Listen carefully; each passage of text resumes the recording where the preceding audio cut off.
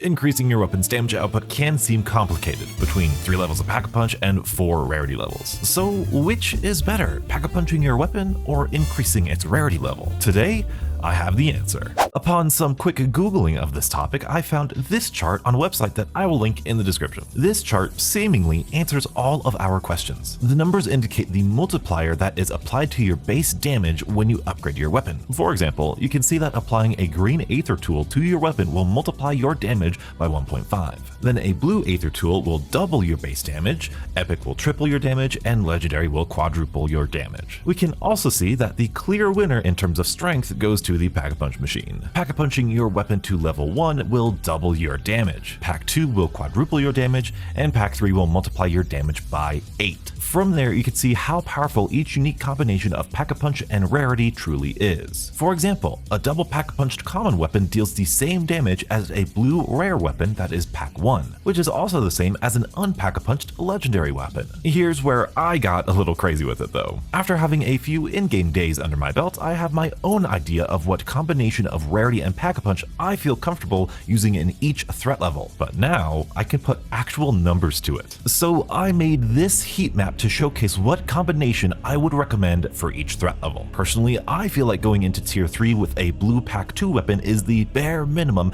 to be able to handle dogs and survive. Looking at the chart, a blue Pack 2 weapon has a multiplier of 8, so anything 8 or above would be good for a bare minimum of tier 3. Similarly, I feel anything with a multiplier of 3 or above is necessary for tier 2. You may notice that the tier 3 Pack Epic and Legendary weapons are a different color. Well, I feel as though those two combinations are the best and most comfortable combinations of weapons to do late game content as of now. Of course, this is just my own opinions and my feelings from my own gameplay. Your thresholds for what you want to take into tier 2 and tier 3 may be incredibly different from mine. Now, for as incredibly useful as this information appears to be, the big question is, can this chart be trusted? After all, this was found after a surface level Google search. My best guess is that this chart is not entirely accurate for all weapons. The reason being that in a recent update, they nerfed the TYR pistols through means of decreasing their Pack-a-Punch strength by 50%. Now, what this probably means is that when you Pack-a-Punch your TYRs to level 2,